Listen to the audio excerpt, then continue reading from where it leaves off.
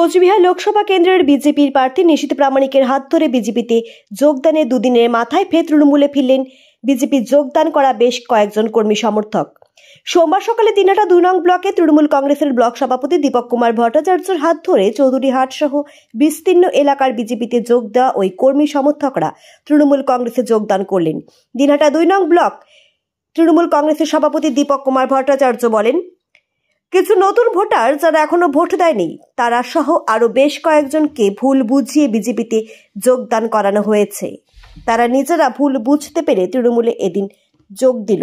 সামনে রয়েছে লোকসভা নির্বাচন, তার আগে দল বদলের খেলা অব্যাহত রয়েছে দিনহাটা মহকুমা জুড়ে। সে চিত্র বারংবার লক্ষ্য করা যাচ্ছে। আমরা কোনো রাজনৈতিক দল করি না, কিন্তু আমরা চাকরির কথা শুনে নিশীথ প্রামাণিকের বাড়িতে গেছিলাম। সেখানে ফর্ম জমা দিতে যাওয়ার পরে সেখানে সবাই ফ্ল্যাগ নিয়ে ফটো উঠেছিলাম। আমরা আমাদের কাকু পঞ্চায়েত হয়, টিএমসি পঞ্চায়েত, আমি কাকু শ্রমিক দেব, কাকুর সাথেই সবসময় থাকি, কাকুর সাথে থাকি। 2 দিন আগে চৌধুরীহাট থেকে জায়গির বাড়ি এবং বেশ আরো অন্যান্য বুথ থেকে কিছু বিজেপি কর্মীকে সঙ্গে কিছু নতুন ভোটার যারা এখনো পর্যন্ত ভোট হয়নি, প্রথমবার এবার ভোট দেবে,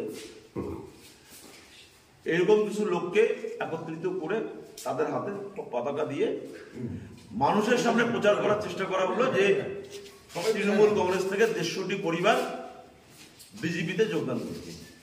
আমরা খোঁজখবর নিয়ে দেখতে পেলাম যে তাদের মধ্যে একটা বেশিরভাগ অংশ হচ্ছে যারা দীর্ঘদিন ধরে বিজেপির সঙ্গে ছিল, অথবা যারা কোনো রাজনৈতিক দলের সঙ্গে যুক্ত ছিল না, অথবা কিছু কিছু নতুন ভোটার যারা রাজনীতি সম্পর্কে কোনো সচেতন নয়। তাদের মধ্যে আজকে প্রায় 10 থেকে 15 জন তারা বুঝতে পেরেছে যে নিশীথ প্রামাণিক মিথ্যে কথা বলে চাকরির প্রলোভন দেখিয়ে হাতে পতাকা ধরিয়ে দিয়ে মানুষের কাছে তাদের সম্মান নষ্ট করার চেষ্টা করছে।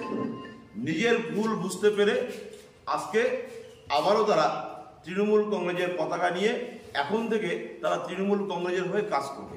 আমি পরিষ্কার করে নিশীথ প্রামাণিককে একটা কথা বলবো যে বিভিন্ন এলাকায় গিয়ে যেভাবে বিজেপি কর্মীদের বা উঠতি ছেলেদের যাদের নতুন ভোটার 5 বছর ধরে সাংসদ ছিলেন, 3 বছর ধরে কেন্দ্রের প্রতিমন্ত্রী, একটা চাকরি দেওয়ার ক্ষমতা হয়নি, এলাকায় 1 টাকার কাজ করার ক্ষমতা হয়নি, মানুষ বিপদে পড়লে কোনোদিনও পাশে এসে দাঁড়াননি, আর আজকে নির্বাচনের আগে আপনি কি করে ভাবতে পারেন যে তৃণমূল কংগ্রেস থেকে আপনার দলে মানুষ গিয়ে যোগদান করবে?